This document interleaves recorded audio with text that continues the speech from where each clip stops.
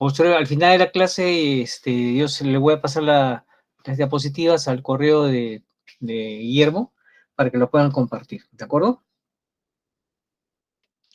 Bien, nuestro objetivo de aprendizaje del día de hoy es primero identificar el síndrome de Cushing y diferenciarlo de la enfermedad de Cushing. Número 2, identificar las formas clínicas de la insuficiencia suprarrenal. 3, identificar las diferentes formas de síndrome adrenogenital que no vamos a entrar mucho en detalle porque estos lo van a ver a profundidad en Monada Pediatría. Reconocer el cuadro clínico del fibrocormocitoma del hiperaldosteronismo tanto primario como secundario. Saber aplicar la metodología diagnóstica y las pruebas especiales para cada condición clínica.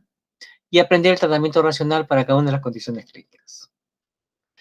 Bien, este caso que estamos presentando se trata de un varón de 32 años, que es un hipertenso no controlado, en obesidad mórbida, como ustedes pueden ver en las imágenes, y que viene por dorsalgia y debilidad de miembros inferiores, un trastorno depresivo asociado, y el médico tratante le hace una electromiografía y le encuentra una neuropatía crónica con probable radiculopatía. En el examen clínico le encontramos un dolor torácico bastante marcado, ¿no? Una hinchazón progresiva de cara y cuello en cara en semiluna, y una obesidad de tipo centrípeta, y una debilidad muscular proximal. Se le encuentra 200 con 110 de presión arterial, equimosis múltiples, plétora facial y estrías cianoticovinosas. Estrías cianoticovinosas como se ve acá en esta parte de la diapositiva. Un ratito voy a cambiar de puntero.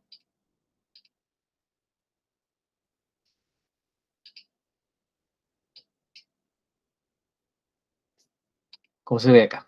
Muy bien. Entonces estamos frente a un síndrome de Cushing, que como ustedes pueden ver las imágenes, en este caso una mujer, lo que va a dominar fundamentalmente es la estrías cianoticovinosas. Pero la sospecha de Cushing fundamentalmente es una triada, ¿no? La triada de hipertensión, obesidad de tipo centrípeta y intolerancia a la glucosa. Recordemos el eje hipotálamo hipófisis suprarrenal, sabemos nosotros que este eje funciona por feedback negativo. Eso significa que el factor liberación de corticotropina en el hipotálamo estimula la adenopófisis para la producción de ACTH. Esta ACTH a su vez estimula la glándula suprarrenal para la producción de cortisol, y este cortisol va a inhibir la función tanto de la hipófisis como de la del hipotálamo para un mejor control de la producción de las hormonas producidas tanto en la corteza como en la médula suprarrenal. Existen algunos factores que pueden estimular la corticotropina hipotalámica, como el estrés físico, el estrés emocional, la hipoglicemia, la exposición al frío y el dolor. De tal manera que a veces, en ciertas circunstancias, este ritmo circadiano se empieza a perder por estos estímulos, digamos, ambientales, que hace que haya mayor producción de factor liberador de corticotropina. Recordar que tanto el CRH como el ACTH y el cortisol tienen un ritmo circadiano. Como ustedes saben por fisiología, se produce mayor cantidad de cortisol en la mañana y menos en la tarde. Eso va a significar que la glándula suprarrenal que es estimulada, como ustedes recuerdan por histología, tiene dos fases, dos zonas, ¿no? La zona cortical y la zona medular. En la zona cortical vamos a tener la capa fasciculada, que es digamos, la encargada de producir glucocorticoides, la fase glomerular, la capa glomerular que produce aldosterona, y la capa reticular que produce los andrógenos. Los glucocorticoides estarán encargados de la función propia del corticoide, de elevar la glucemia y elevar la presión arterial. La aldosterona, encargada de la resorción de sodio y excreción de potasio en el riñón. Y los andrógenos básicamente son masculinizantes. A nivel de la médula suprarrenal habrá la producción en las células cromafines de adrenalina y noradrenalina. Todo esto, por lo tanto, es estimulado en exceso cuando tenemos una enfermedad llamada síndrome de Cushing. Recordar que la corteza suprarrenal tiene origen mesodérmico, las tres capas que hemos mencionado, la capa glomerular, la capa fascicular y la capa reticular, productora de andrógenos. Y la médula tiene origen ectodérmico, pertenece al sistema simpático por la gran cantidad de células cromatafines productoras de las células llamadas APUT, y que estas a su vez van a producir adrenalina y noradrenalina. Cuando hay un problema de tipo de enfermedad de Cushing o síndrome de Cushing, todas estas dos zonas se van a afectar y son los responsables de los síntomas y signos característicos del síndrome de Cushing.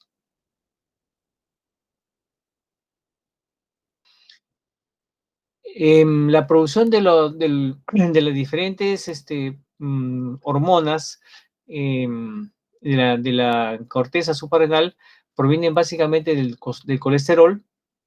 Este va a ir a pregnenolona y a progesterona, llegando a corticosterona y aldosterona en una primera fase en la zona de tipo glomerular. Sin embargo, la pregnenolona se puede oxidar y ir a 17-hidroxipregnenolona, que a su vez va a ir a 17-hidroxiprogesterona, que también recibe una estimulación de la propia progesterona proveniente del brazo productor de aldosterona, y va a producir el 11-deoxicortisol. Esto va a llevar a cortisol y finalmente cortisona en la capa fascicular, glucocorticoides. Y la 17-hidroxipregnenolona podría ir a dihidroepiandrosterona sulfato, que es esta de acá, que es la que fundamentalmente nos va a medir reserva suprarrenal como prueba diagnóstica. Y esto va a llevar a la producción de estrona y también de testosterona en la capa de tipo reticular.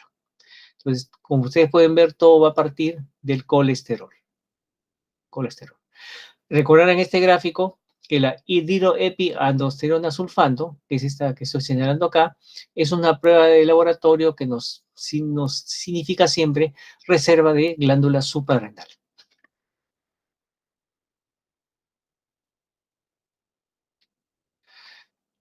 Harvey Cushing, paradójicamente, era un neurocirujano y fue el primero que describió en 1932 el síndrome de la sobreexposición a los corticoides, que históricamente se le ha digamos, puesto el epónimo de síndrome de Cushing, ¿no?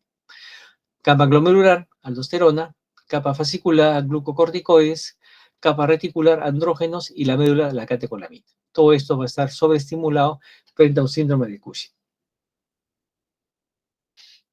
Nuevamente, el factor liberador de corticotropina va a estimular a CTH y esta va a producir corticotropina.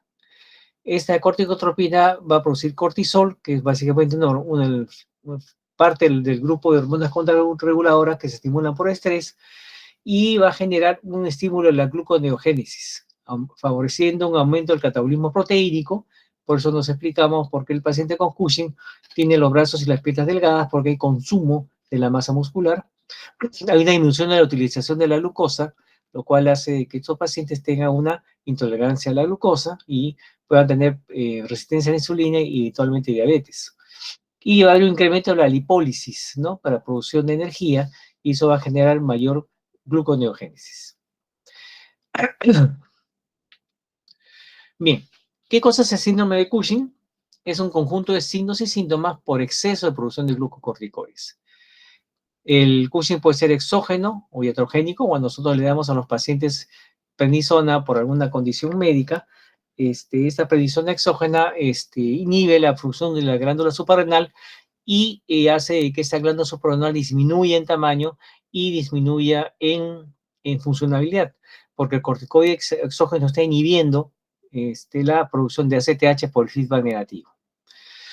El Cushing también puede ser endógeno, que puede ser de 3 niveles: el hipoficiario y la verdadera enfermedad de Cushing, que se presenta en el 68% de casos, fundamentalmente por microadenoma productor de ACTH, y también en el hipotálamo por una tumoración productora de CRH, que es mucho menos frecuente. Puede ser también de origen suprarrenal, en un 17% de casos, producido por un adenoma, por un carcinoma o por una hiperplasia suprarrenal con ACTH suprimido. Y hay casos de Cushing ectópico, ¿no? En un 15% de casos, donde no hay una producción autónoma de ACTH o CRH por tumores extrahipoficiarios, como veremos después. O sea, tenemos el síndrome de Cushing exógeno, o iatrogénico, y el síndrome de Cushing ya sea como enfermedad de Cushing, que es hipotalámica o hipoficiaria, la glándula suprarrenal por un adenoma o carcinoma, y el ectópico generalmente por procesos neoplásicos.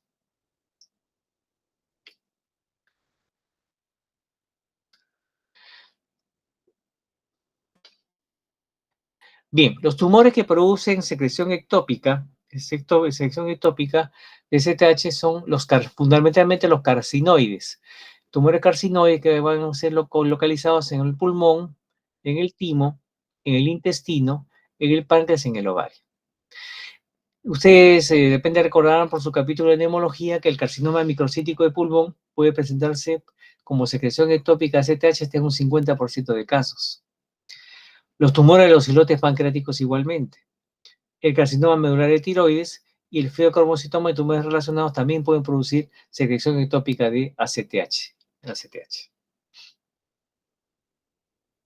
De acá deben recordar carcinoide de pulmón, deben recordar microcítico de pulmón, los tumores de los islotes pancreáticos generalmente de cuerpo y cola de páncreas, y el carcinoma medular de tiroides.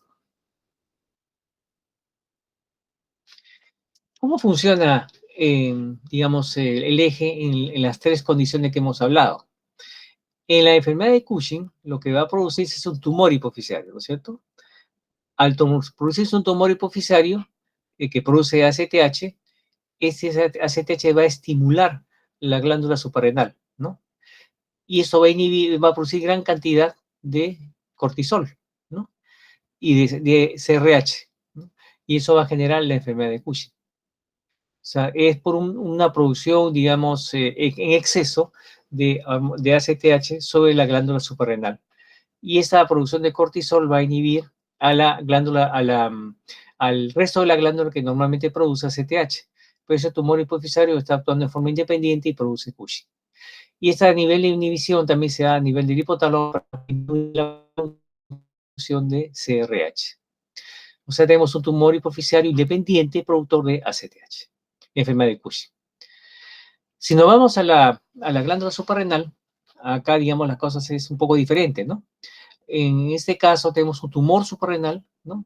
Que produce mucho cortisol en forma independiente, y esto va a inhibir a la hipófisis y va a inhibir al hipotálamo. Y eso a su vez va a producir menor producción de CRH y menor producción de ACTH. Pero como es un tumor independiente en la glándula suprarrenal, va a producir el síndrome de Cushing.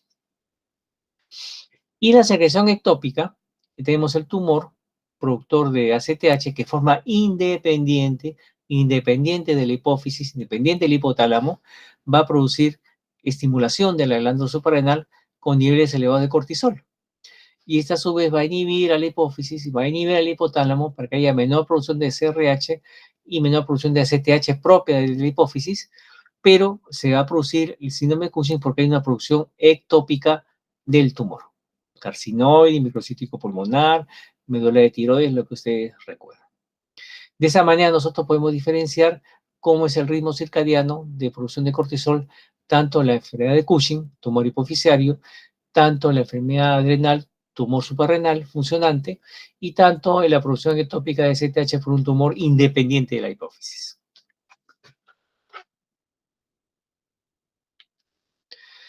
Bien, básicamente Harvey Cushing combinó hipertensión, intolerancia a la glucosa y obesidad como parte de su síndrome descrito, digamos, históricamente, ¿no? Por supuesto que esta imagen no es de Harvey Cushing, sino de Peter Cushing, ¿no? Que es un actor de cine muy antiguo, especialista en los papeles de Drácula, ¿no? En las películas antiguas que ustedes pueden ver en cable. Él es Peter Cushing. Bien, ¿qué características tiene el síndrome de Cushing? Hay un incremento del cortisol y los andrógenos, por las causas que estamos mencionando. Puede haber incremento de ACTH solo si este es causado por incremento de ACTH, como vemos en el tumor hipoficiario, profusionante, o como vemos en los tumores exógenos de extrahospitalarios producto de ACTH. Va a haber hiperglicemia, ¿no? Porque hay incremento de cortisol. Acuérdense que los cortisol es una hormona contrarreguladora. Al ser contrarreguladora va a producir un catabolismo tanto a nivel de músculo como de hígado y tejidos, incrementando la gluconeogénesis y produciendo hiperglicemia por ese mecanismo. Va a haber un incremento del catabolismo proteínico y debilidad muscular, porque al haber menor masa muscular hay más sarcopenia. Y al haber más sarcopenia, el paciente va a tener debilidad muscular característicamente distal, a diferencia de lo que vemos en las enfermedades autoinmunes tipo polimiositis, donde la debilidad suele ser proximal. La obesidad es central, ¿no? Obesidad central. En la mujer, por el incremento de la producción de andrógeno, va a haber virilización de la misma. Va a haber hipertensión por incremento de la aldosterona, porque se está estimulando la capa glomerular de la glándula suprarrenal. Y por supuesto, va a haber osteoporosis, ¿no? Porque al haber un exceso de cortisol, esto va a incrementar la actividad osteoclástica y esto va a generar aumento de la resorción ósea. Entonces tenemos incremento de cortisol y andrógenos, incremento de ACTH, hiperglicemia, incremento del catabolismo proteínico, obesidad central, virilización en la mujer, hipertensión y osteoporosis.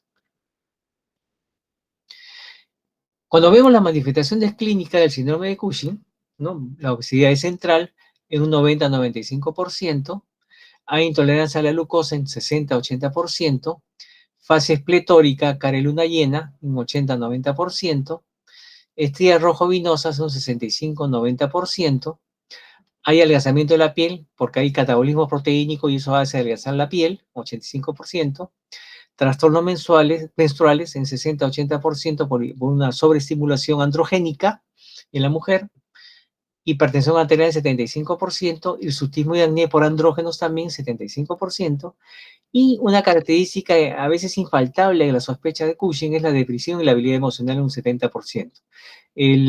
La sobreexposición al cortisol produce un desbalance neuroquímico en el cerebro, produciendo menor actividad de serotonina, y eso genera depresión como síntoma, digamos, acompañante de un síndrome de Cushing. Puede haber fragilidad capilar, 40-65%, la piel se adelgaza y es muy sensible al micotrauma.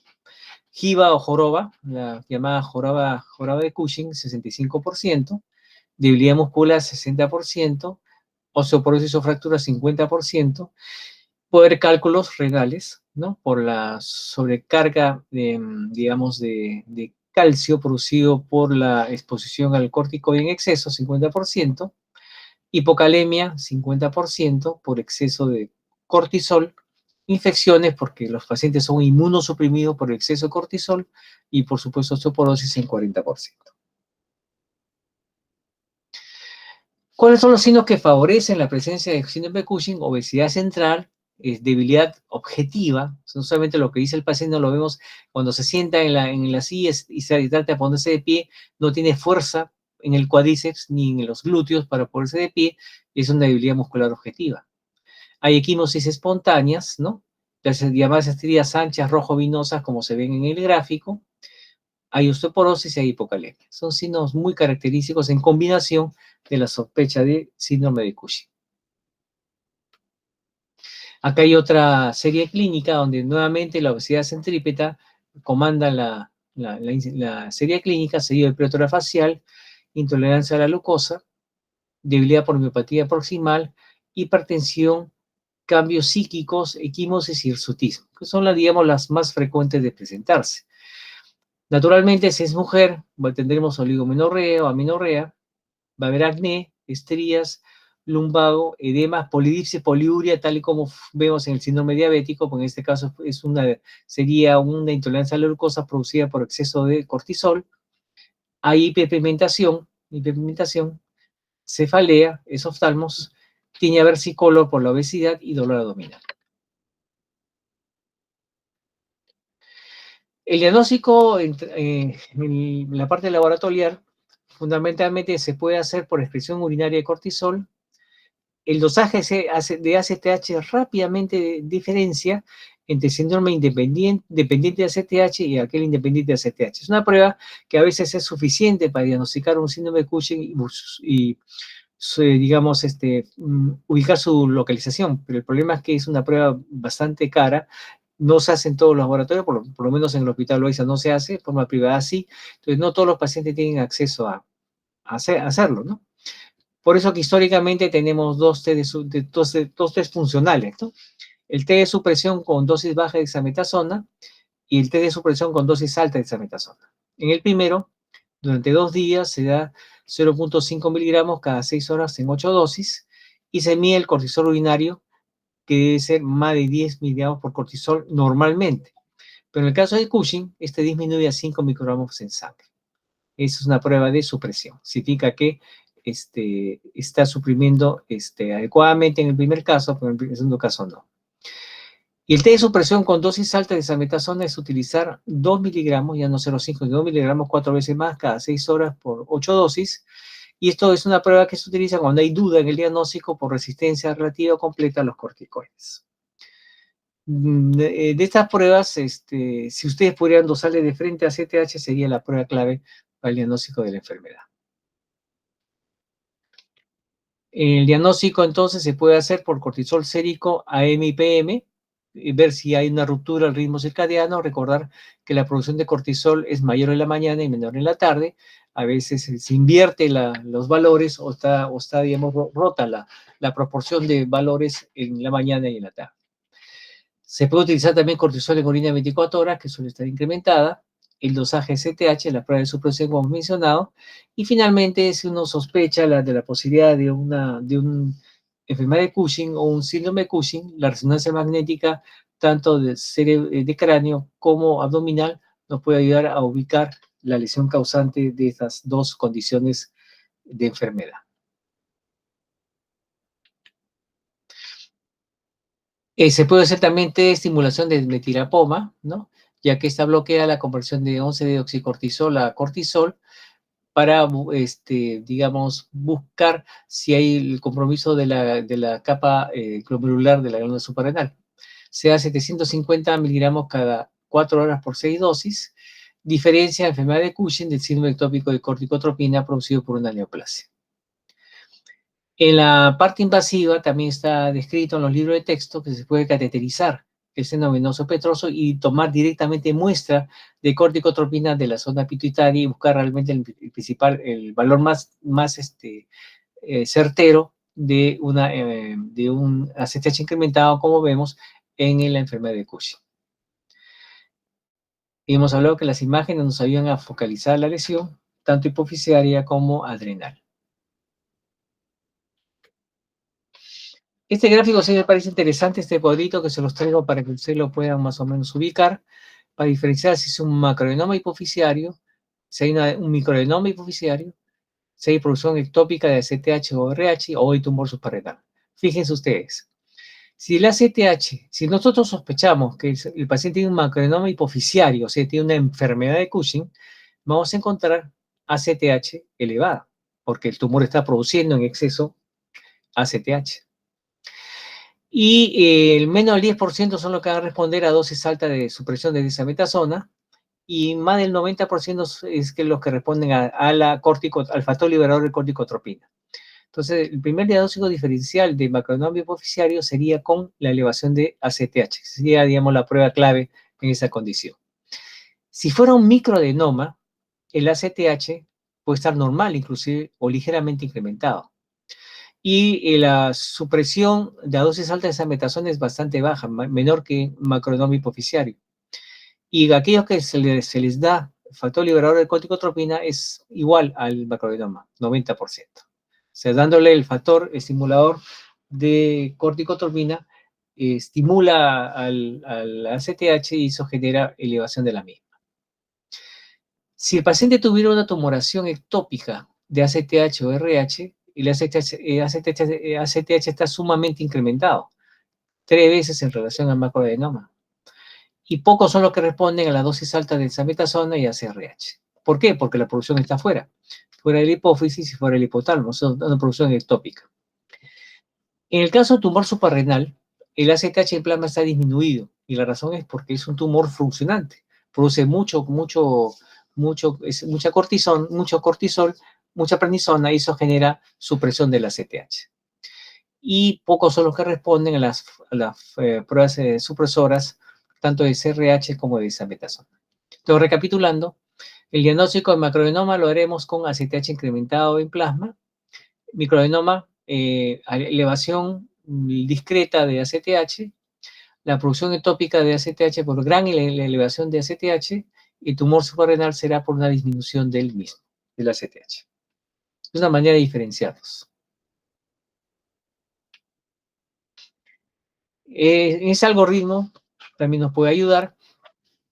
Paciente con cuadro clínico de sospecha de Cushing, le haremos un screening que es la medición de cortisol en el plasma 8 de la mañana y 8 de la noche, y se puede hacer también una T de supresión corta con 1 miligramo de dexametasona a medianoche y ver si realmente suprime o no, o si el eje está realmente suprimido.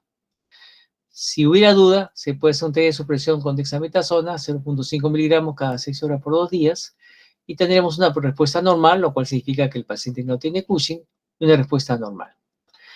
Si tuviera una respuesta normal al T de supresión, tenemos que ver si es una supresión secundaria a secreción hipofisaria de ACTH, o es por una hiperplasia suprarrenal o una neoplasia suprarrenal.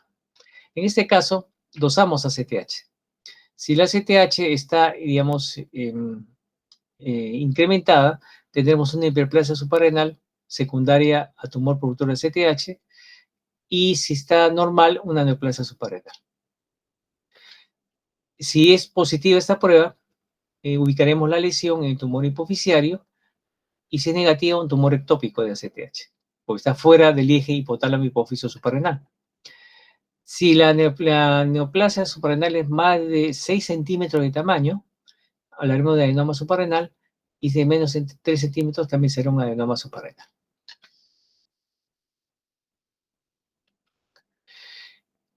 ¿Cómo se trata el síndrome de Cushing, no?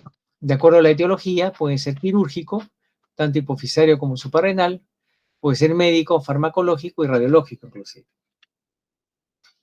El tratamiento va dirigido a reducir la producción de ACTH. Si ubicamos la lesión como enfermedad de Cushing, es decir, en la hipófisis, el tratamiento será resección transesfenoidal de microadenoma, ¿no? Y posteriormente terapia de radiación.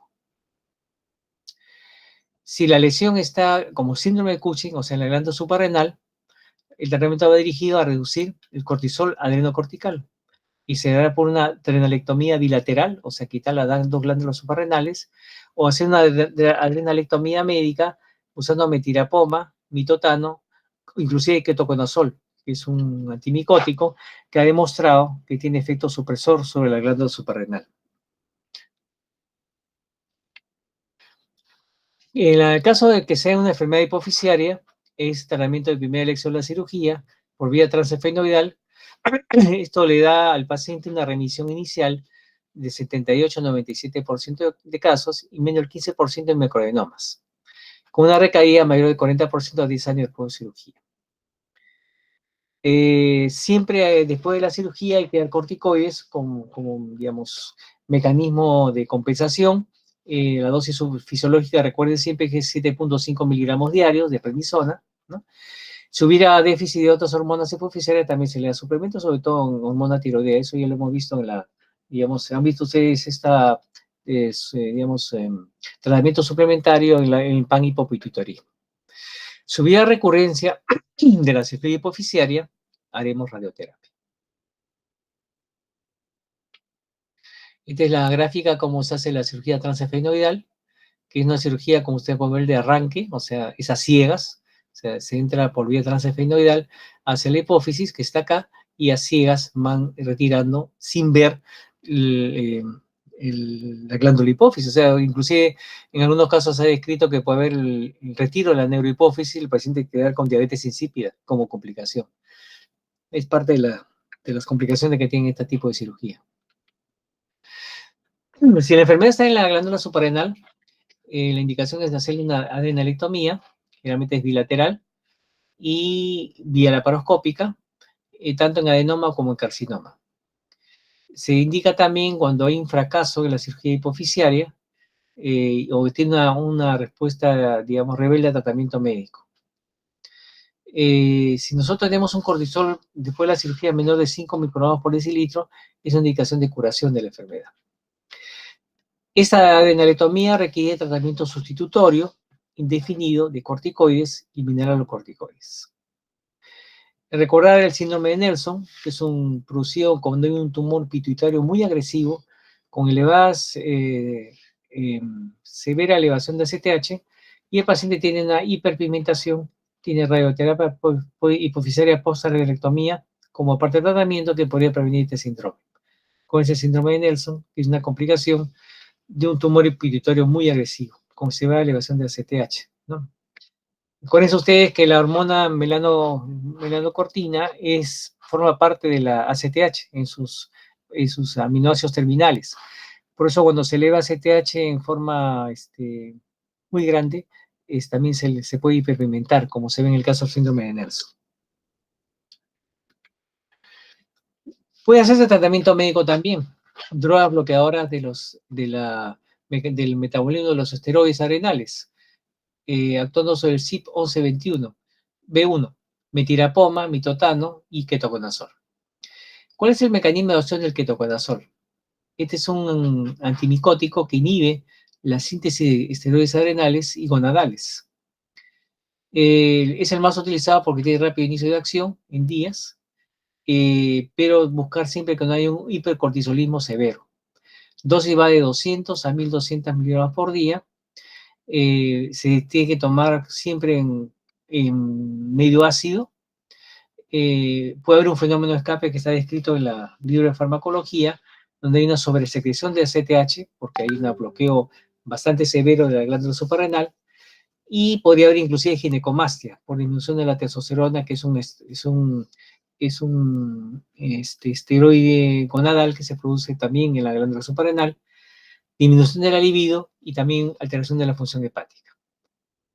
La metilapoma se da 500 miligramos una vez al día. Se utiliza también como un bloqueante de mecanismo de formación de esteroides para preparación de cirugía o radioterapia, ¿no? Efectos secundarios, puede haber hipertensión e hirsutismo. Y el mitotano es un fármaco que va a actuar fundamentalmente sobre la parte mitótica de la tumoración, causante del Cushing, y tiene un efecto potente inicio progresivo de la reacción, pero de severos efectos neurológicos. Por eso que ya no se utiliza mitotano como parte del tratamiento, digamos, médico de esta condición. A nivel hipofisario también podemos utilizar algunos fármacos, ¿no? La bromocriptina, por ejemplo, que es un agente dopaminérgico, eh, que va, digamos, estimular la formación de prolactina en los pacientes. La cabergolina, ¿no? Cabergolina se da 1 a 3 miligramos por semana, disminuye el cortisol en el 60% y lo normaliza en 40% en enfermedad de Cushing, ¿no? Es el mejor tratamiento médico hoy día cuando uno decide darle algún fármaco a estos pacientes. La ciprotadina, que es un antiserotoninérgico, también es un fármaco que se ha utilizado, no solamente como estimulante del apetito, sino también como un medicamento que puede controlar digamos, algunos síntomas del síndrome de Cushing, sobre todo la desbalance neuroquímico que se ve en la depresión asociada en Cushing. El valproato, que es un anticonvulsivante, es un inhibidor del GABA, también tiene un lugar de acción en algunos pacientes. Los análogos de somatostatina, como el pasiretoide, también disminuye la secreción de ACTH y eutextroide. La cabergolina y la anretoide, en combinación, puede ser también efectivo en el tratamiento del Cushing ectópico. Y fíjense que la rosiglitazona, que es un medicamento que ustedes lo han aprendido como medicamento antidiabético, también controla el cortisol a corto plazo y hay fenómeno de escape, ¿no? Entonces hay varias combinaciones dependiendo de cada tratamiento individual y de cada paciente. Si uno quisiera bloquear los receptores periféricos de corticoide, puede usar mifepristone. Esto toma días en el efecto, tiene peligro de insuficiencia suprarrenal, antagoniza andrógenos, por lo tanto no se utiliza más que en forma hospitalizada y con control médico estricto, ¿no? Si hubiera hipertensión arterial, se puede utilizar inhibidores de ECA o bloqueadores ARA2 para con un buen control de la hipertensión arterial, como ustedes han aprendido en cardiología, ¿no? Por ejemplo, si ustedes utilizan los sartán, 50 miligramos 2 veces al día. Si ustedes quieren utilizar el valsartán, 160 miligramos una vez al día. Si quieren utilizar ustedes enalapril de 10 miligramos 2 veces al día, dependiendo de la facilidad que tengan de medicar a estos pacientes. La radioterapia también tiene un lugar en el manejo del síndrome de Cushing, solamente está dirigida contra el tumor residual pituitario, después de una cirugía en el hipercortisolismo postquirúrgico de la glándula hipófisis. Su efectividad se aprecia muy posterior, alrededor de los 10 años, puede estar asociado a hipopituitarismo a largo plazo, o sea, puede ser causante de un panhipopituitarismo a largo plazo, como ustedes han aprendido en endocrinología. Está reservado para pacientes muy severamente afectados, cuando falla la cirugía hipoficiaria, o que no son candidatos a cirugía suprarrenal, o simplemente que el paciente se rehúsa, no quiere operarse ni de la hipófisis ni de la glándula suprarrenal, entonces la radioterapia podría tener un lugar de acción en el control de los síntomas. El paciente es operado de una cirugía transesfenoidal, si hay remisión o hay que monitorar por una recaída. Si esta recaída es persistente, se reconsidera una recirugía de lo mismo. Si es nuevamente recurrente o persistente a pesar de la cirugía, considerar radioterapia o considerar nuevos tratamientos médicos o considerar adrenalectomía bilateral. Ese es el algoritmo para aquel paciente que ya fue operado de una cirugía transesfenoidal por un tumor hipofisiario.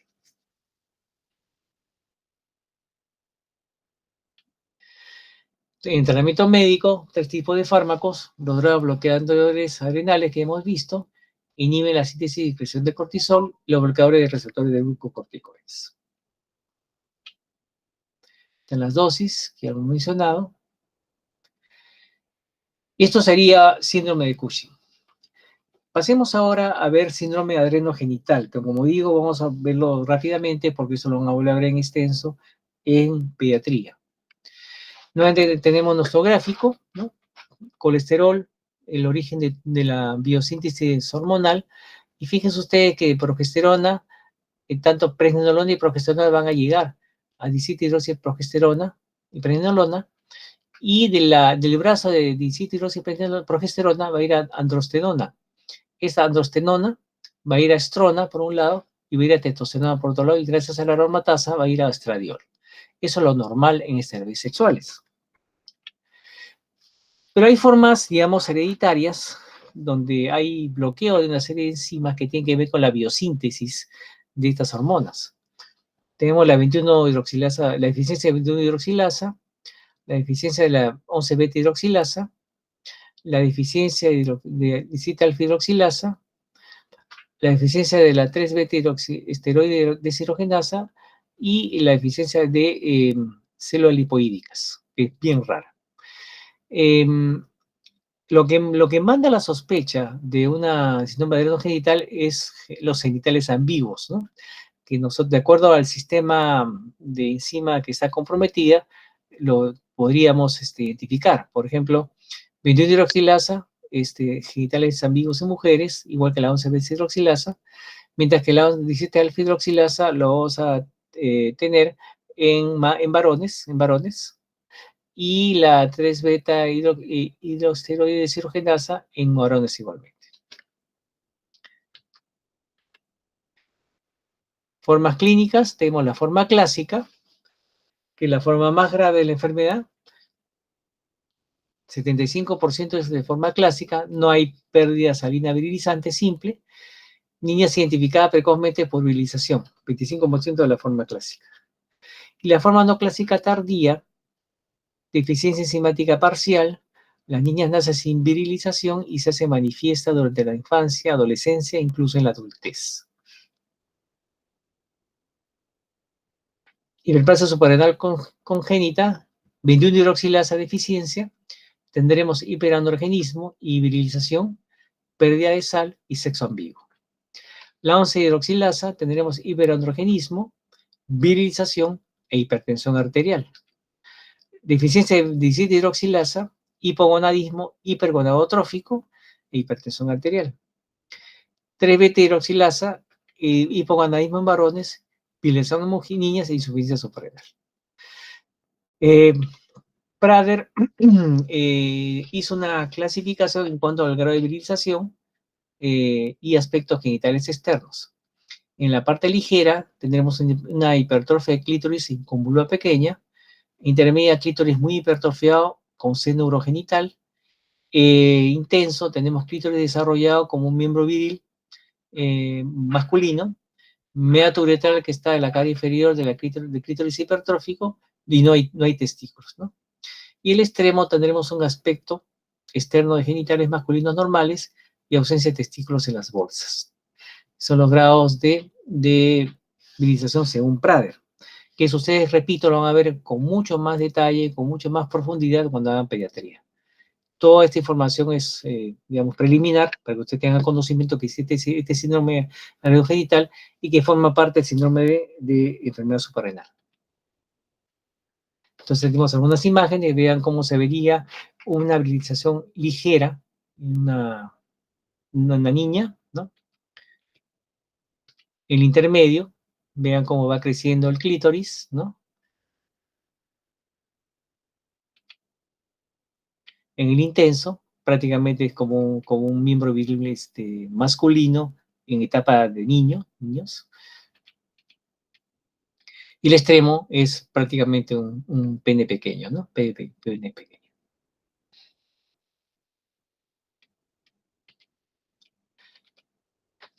En este tipo de enfermedades es importante tener un estudio de cariotipo de edad 12, ¿no? Dosar de dicitirosis-progesterona, dihidroepiandrosterona sulfato, que es el reserva suprarrenal, se puede usar androstenediona y actividad de renina plasmática. Debe usarse electrolitos como sodio y potasio. Y en la ecografía abdominopélvica que se solicita a estos niños, de buscar genitales internos, porque muchos pacientes, muchos niños tienen clitorquidia, tienen testículos intraabdominales que no han descendido por, digamos, la alteración hormonal que presenta este síndrome, y de paso a ver cómo están las glándulas suprarrenales.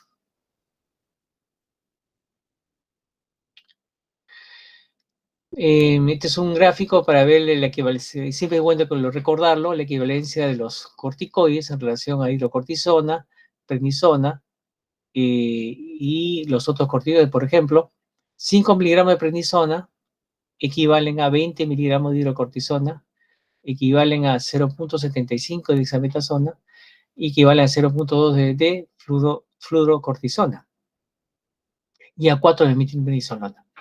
Esta tabla es importante que siempre la tengan a mano porque en algún momento vamos a tener que hacer dosis equivalentes para pasar de la vía oral a la vía endovenosa o viceversa.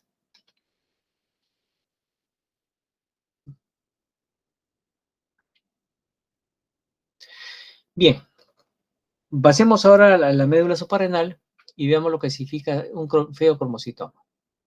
El feocromocitoma significa alteración producida por un exceso en la producción de catecolaminas, fundamentalmente epinefrina y norepinefrina.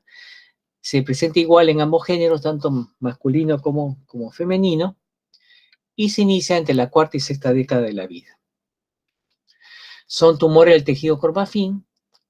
El 85% del feocromocitoma se localiza en la médula suprarrenal y un pequeño porcentaje en los ganglios simpáticos paraórticos, llamados también órgano de Zuckerland, o en cualquier otro lugar donde exista tejido corpafín.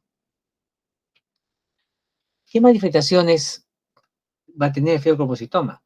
Si ustedes revisan el libro de texto clásico, le va a decir que la característica del feocromocitoma es las crisis hipertensivas paroxísticas.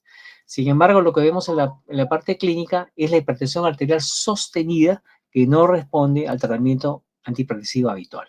Eso es lo que se ve en la parte clínica. Pero si ustedes revisan su libro de texto, siempre el modelo de feocromocitoma es hipertensión arterial en crisis paroxística. Este paciente son pacientes adelgazados, tienen diaforesis profusa, hay taquicardia, hay temblor, ¿no? Hay pérdida de apetito, hay estreñimiento severo. Y fíjense que puede asociarse a otras condiciones genéticas, como es la neurofibromatosis de von Relinghausen, puede asociarse al carcinoma medular de tiroides y también al hiperparatiroidismo de tipo primario. El diagnóstico se hace por el dosaje de ácido mandélico en orina.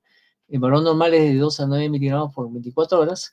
O también se puede utilizar metanefrinas urinarias, cuyo valor normal es de 0.6 a 1.3 miligramos cada 24 horas. Una vez que hemos, digamos, confirmado que estamos frente a un feocromocitoma, el siguiente paso es ver la localización. Y para eso se hace estudio de imágenes, ¿no? Tanto ecografía como tomografía, gamografía, inclusive resonancia magnética en la actualidad. El tratamiento de feocromocitoma es quirúrgico. Antiguamente se utilizaba un medicamento llamado fenoxibenzamina, 10 miligramos cada 12 horas para frenar un poco la actividad de las células cromafines. Y para crisis hipertensiva funciona bien propanolol, 10 miligramos cada 6 o 8 horas en caso de crisis hipertensiva. Pero sin embargo, uno puede utilizar otros antihipertensivos más potentes para frenar la sobreproducción de adrenalina y noradrenalina, como es el caso de la betalol, que es un beta bloqueador bastante potente, o utilizar inclusive alfa-metildopa, ¿no? Que viene a razón de 500 miligramos cada 8 horas.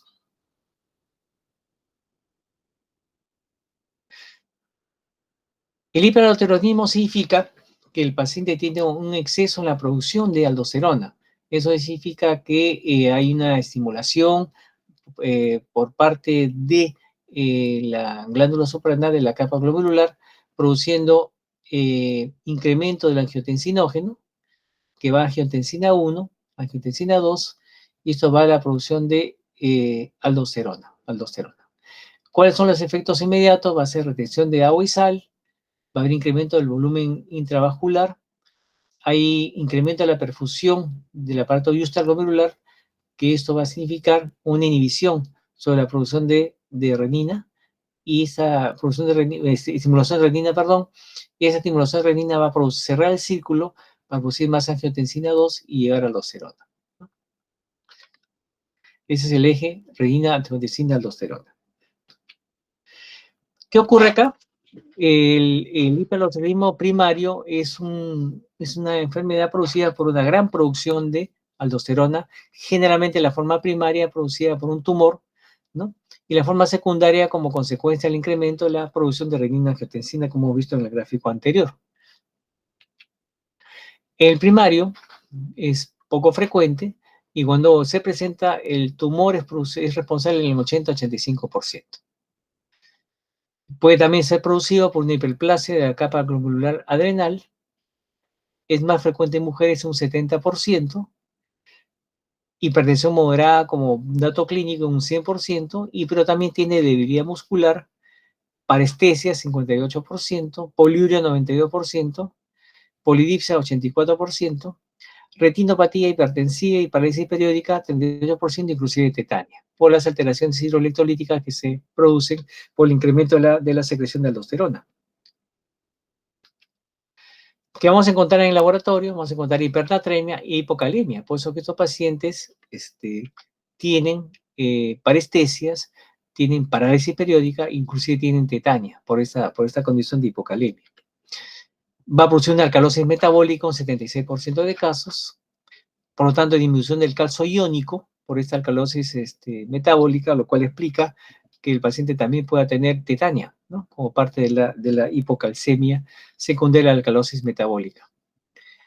Actividad renina plasmática baja, hay una insensibilidad a la hormona antidiurética porque hay hipocalemia, puede haber albuminuria y orina de densidad baja. Son características de laboratorio de un paciente que tiene hiperaldosteronismo primario. El diagnóstico se hace con aldosterona en sangre o metabolitos urinarios elevados, actividad renina plasmática baja, y cuando se le da la sustancia opuesta a la aldosterona, que es la espironolactona, ¿no? Que es la hormona que se opone a la acción de la aldosterona, se normaliza la presión arterial. Es una prueba funcional interesante, ¿no? Entonces, el espironolactona nos va a ayudar al control de la presión arterial incrementada en estos pacientes. Y las imágenes nos van a decir si estamos frente a un tumor primario o a una hiperplasia. El tratamiento del adenoma es quirúrgico. En la hiperplasia se indica espironolactona de 200 a 400 miligramos por día. Efectos secundarios, disfunción eréctil y ginecomastia, ¿no? Porque hay un bloqueo completo de la producción también de andrógenos a nivel de la glándula suprarrenal.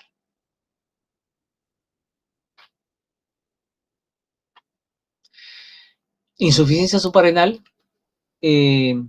La causa, quiero ser bien claro con lo que voy a decir, la causa más frecuente de insuficiencia suprarrenal a nivel mundial es la insuficiencia suprarrenal de tipo autoinmune.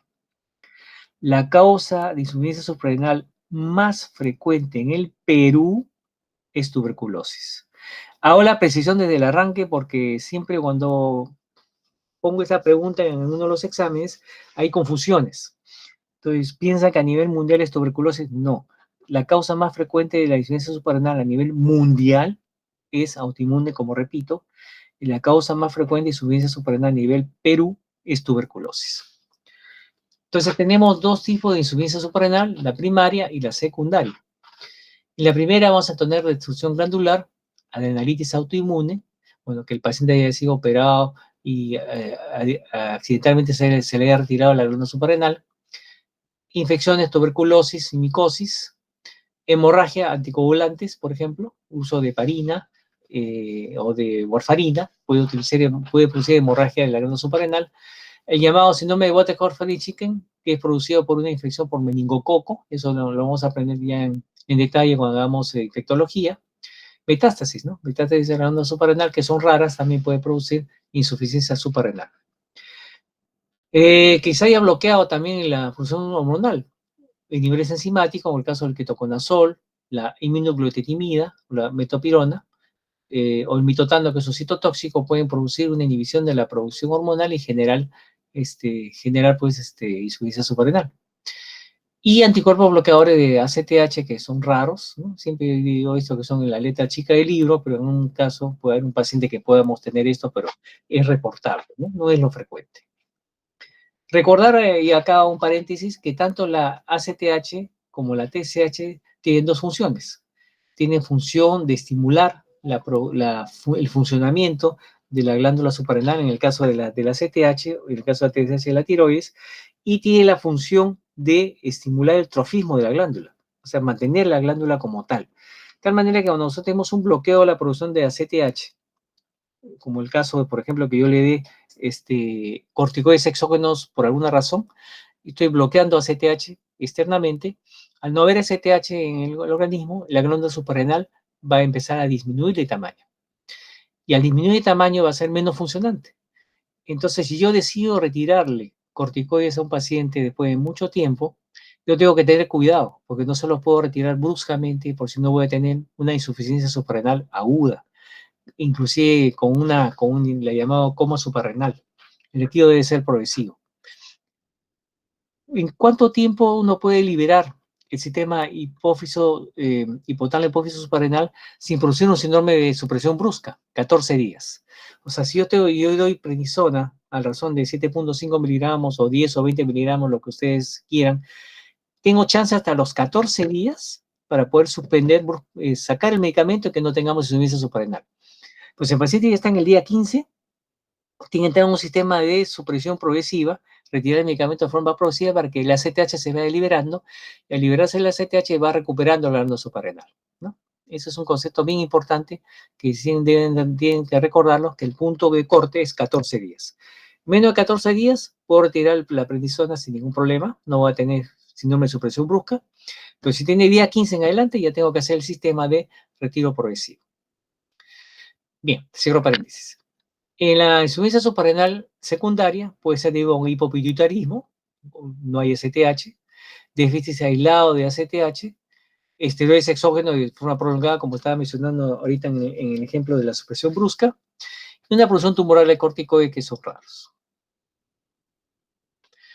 La enfermedad de Addison como tal, que es la forma autoinmune, tiene manifestaciones clínicas de forma gradual e insidiosa. Lo característico, jóvenes, es el astenia o cansancio vespertino. El paciente se siente más cansado en la tarde y en la noche que en el día, que en la mañana. Tiene una debilidad progresiva inexplicable, ¿no? Hay hipoglicemia, acuérdense que el exceso de cortisol les produce hiperglicemia, pero la disminución del cortisol le produce hipoglicemia, ¿no? Hay pérdida de peso y molestias gastrointestinales, dolor abdominal, náuseas y vómitos, por la disminución, digamos, progresiva del corticoide por enfermedad suprarrenal.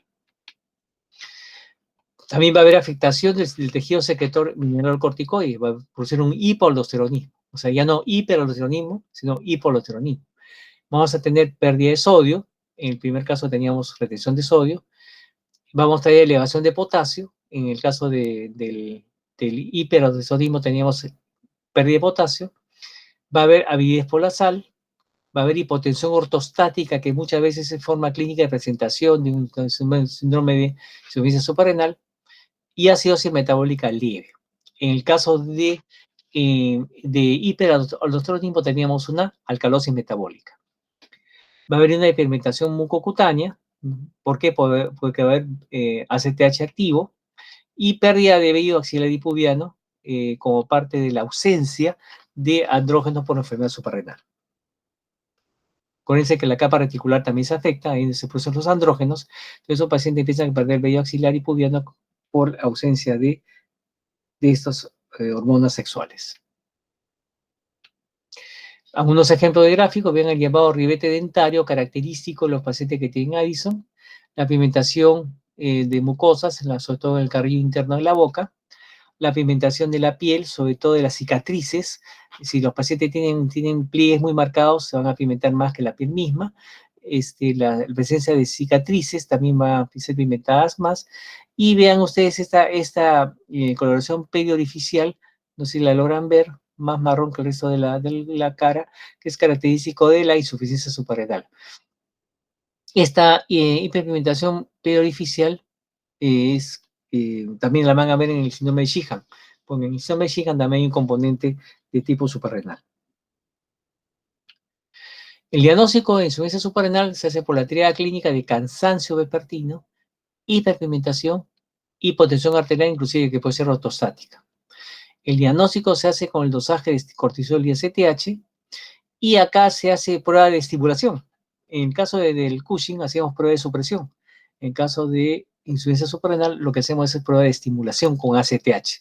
Se le da se mide cortisol basal y se le da una dosis de 0.25 de ACTH, y la respuesta para que no haya no esté, que esté, mejor dicho, estimulada, es que el cortisol debe ser mayor a 8 microgramos por decilitro, que nos dice que la glándula ha sido estimulada por la ACTH, que en ese momento no existe.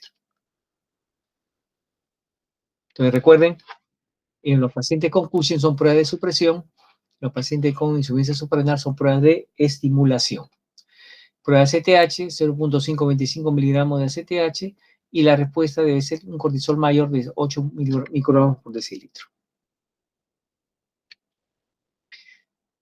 La destrucción de la glándula suprarrenal deriva en pérdida de esteroides adrenales. No va a haber cortisol, no va a haber aldosterona, y el precursor de los esteroides sexuales, que es la dihidroepiandrosterona sulfato, que vuelvo a repetir por tercera vez, es la medición de la reserva suprarrenal. En insuficiencia suprarrenal secundaria no se requiere reemplazar mineralocorticoides, ya que su producción está intacta por el sistema renina-angiotensina aldosterona, en el caso de las formas secundarias y no de las primarias.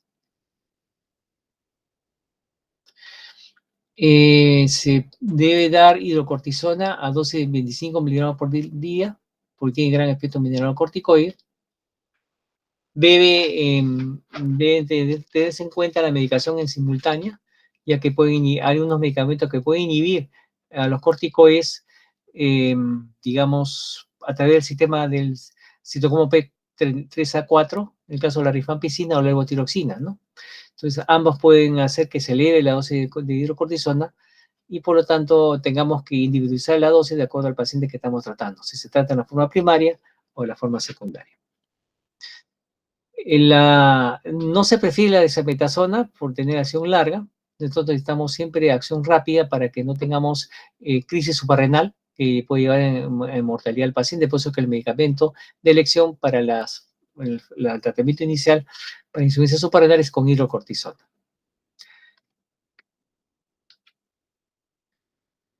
Si fuera una insuficiencia suprarrenal primaria, se puede utilizar fludiocortisona, que es un corticoide de acción mineralocorticoide, de acción larga, 0.05 a 0.25 miligramos por decilitro, una sola dosis en la mañana. Este medicamento puede producir ortostatismo, por lo tanto debe monitorearse electrolitos y actividad de renina para no tener este problema. Entonces el tratamiento para insuficiencia suprarrenal En las formas agudas, hidrocortisona 30 miligramos por día. En la forma de mantenimiento, prednisona 7.5 miligramos por día, que es la dosis fisiológica normal que se produce en el ser humano.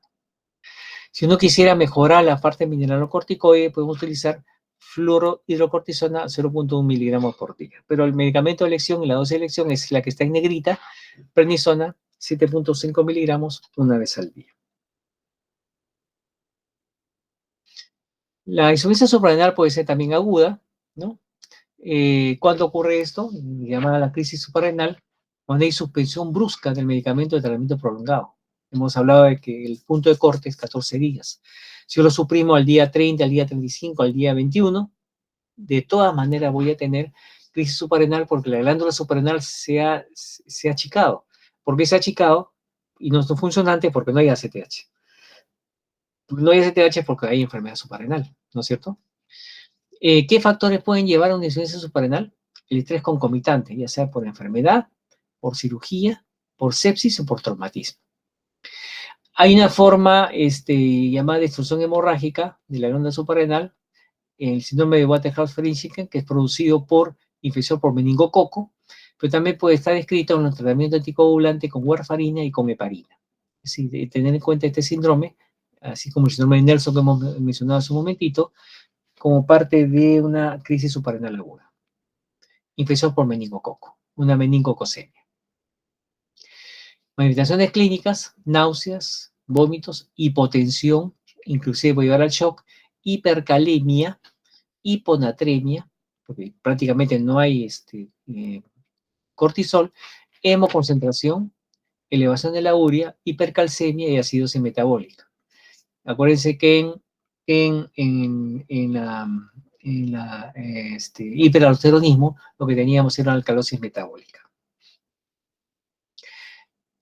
Si el paciente tuviera este problema y una infección respiratoria febril o diarrea, la dosis de corticoide debe ser doblada, o sea, ya no darle 7.5, sino darle 15, porque tenemos una situación de estrés, que la infección y la diarrea que puede llevar al paciente a una insuficiencia suprarrenal. Si el paciente estuviera embarazada, elevar la dosis de 5 a 10 miligramos de prednisona como dosis de mantenimiento en aquella paciente que tiene insuficiencia suprarrenal crónica y está embarazada. Y si el paciente es sometido a cirugía o tiene un traumatismo o un parto, utilizar ya no prednisona, sino hidrocortisona de 100 a 200 miligramos por día, para, digamos, equilibrar la ausencia de la función suprarrenal producida porque este paciente es portador de una insuficiencia suprarrenal crónica y tenemos que evitar que pase a la forma aguda, que puede tener alta mortalidad. El tratamiento de una crisis suprarrenal es hidrocortisona, 100 miligramos por vía endovenosa y luego de 50 a 100 miligramos cada 6 horas. Corticoide de acción rápida. Se debe darse destroza al 5%, solución salina al 0.9%. Si el paciente tuviera náuseas y vómitos, administrar potasio, en forma de cloruro de potasio al 20% en esta solución salina. Y finalmente tratar la causa desencadenante. Si es una infección por meningococo, utilizar penicilina, que es el antibiótico de elección para esta condición infecciosa, a razón de 12 millones cada 6 horas.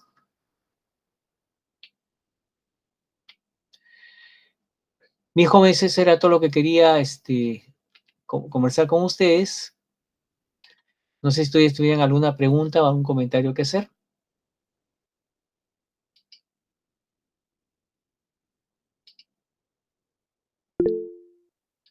¿Se han ido o se fueron? Ahí están. Dime, Guillermo. Sí, doctor. Había leído por ahí, también había escuchado que la aldosterona también está regulada por el sistema renina-angiotensina-aldosterona, pero, o sea, se puede dar en algunos casos que los niveles de aldosterona, cuando hay insuficiencia suprarrenal, pueden estar normales debido a esta otra regulación, ¿o no? Claro, o sea, por eso que en las formas secundarias de insuficiencia suprarrenal no damos suplemento para controlar la aldosterona, porque supone que tienes, digamos, una vía alterna que es la actividad renina angiotensina aldosterona. Esas son las formas secundarias. O sea, me refiero a los pacientes que tienen hipopituitarismo, pacientes que están recibiendo dosis de corticoides exógenos, tienes tu otra vía de compensación a través del sistema renina-angiotensina-aldosterona. En cambio, si el paciente tiene una enfermedad primaria, o sea, tiene una enfermedad de la glándula suprarrenal, obviamente ya no hay aldosterona. Entonces, estos pacientes tienen una deficiencia de la misma, ¿no? No sé si respondí la pregunta. Sí, doctor, gracias. Ok. ¿Alguna otra pregunta más? ¿Algún comentario?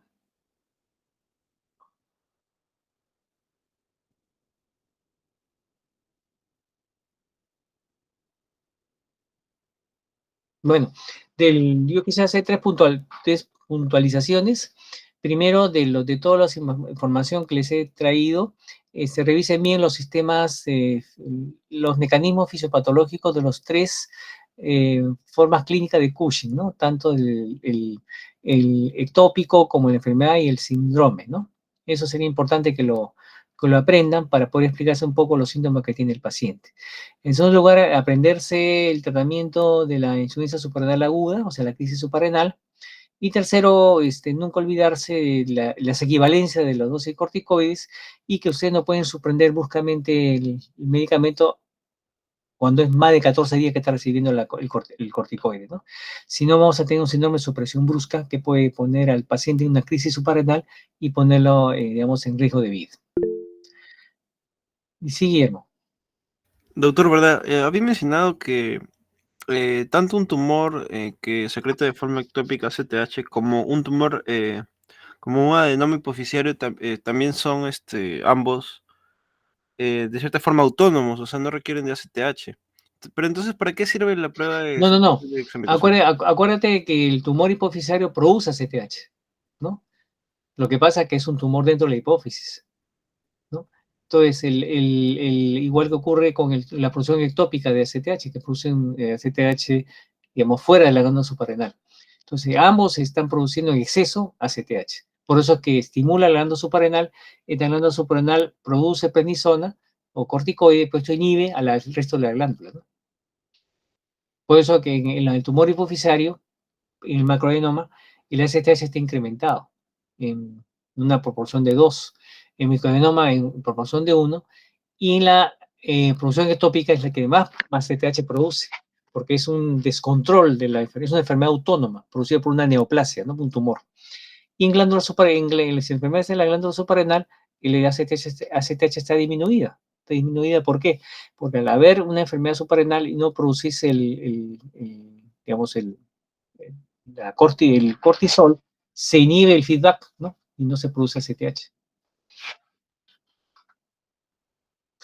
¿Alguna otra pregunta más? Doctor, en la enfermedad de Cushing, ¿el adenoma hipoficiario está sujeto al feedback del cortisol o no? No, pues, es independiente. ¿Y por qué en todo caso la prueba de supresión con dexametasona ayuda a diferenciar entre Cushing y secreción ectópica? Porque tú le das la dexametasona, dosis cortas o grandes, te va a suprimir la enfermedad de Cushing hipofisaria, pero la glándula no te va a suprimir la tumoración, porque la tumoración es totalmente independiente en su producción. En cambio, la otra prueba va a suprimir el resto de la glándula que todavía produce ACTH, ¿no? Es como ustedes han aprendido en tiroides la enfermedad de Plummer, ¿no? El tumor, cuando hay hipertiroidismo, el hipertiroidismo o enfermedad de Plummer significa que la tiroides tiene un nódulo autónomo, ¿no es cierto? O sea, que por sí produce más hormona tiroidea de lo normal. Si tú quieres inhibirla con los antitiroideos, no vas a poderlo hacer porque es un tumor totalmente independiente de la tiroides. Es más o menos similar a lo que estamos comentando el día de hoy, ¿no? No sé si logro responder tu pregunta. Entonces en la enfermedad de Cushing sí hay supresión, pero no es completa, digamos.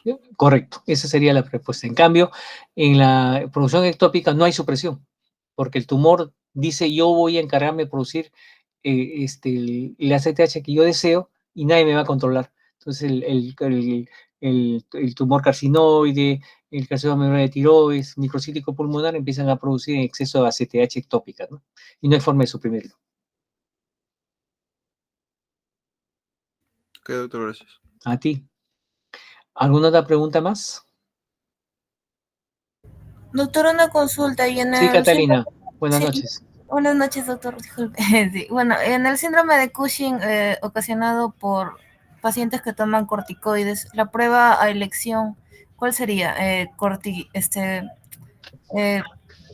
cortisol en 24 horas en O sea, orina. tú te refieres al Cushing iatrogénico, al que Sí, se produce por la prednisona, que sea por paciente que tiene lupus, tiene asma, etcétera. A eso te refieres, ¿no? claro, sí, por Ya. el uso ¿Cuál es la prolongado de pregunta? corticoides. O sea, ¿Cuál es la ¿cuál pregunta? sería, claro, cuál sería la prueba de elección para ellos para Muy bien. diagnosticar del Cushing? Dos pruebas. Cortisol en orina de 24 horas o cortisol en saliva, que es una prueba que no se les he mencionado porque no se hace acá en el Perú, pero tiene mucha más sensibilidad y especificidad de diagnosticar o comprobar la presencia de un Cushing iatrogénico con la dosificación de cortisol en saliva, ¿no? Cualquiera de ellas puede ser.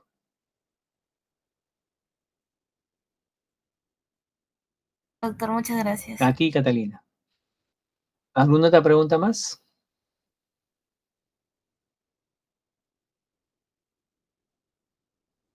Muy bien. Si no hubiera más preguntas, les agradezco la hora, el tiempo y sobre todo la facilidad de poder haber hecho esta clase con anterioridad. Muchas gracias. Le estoy pasando la clase a Guillermo a su correo.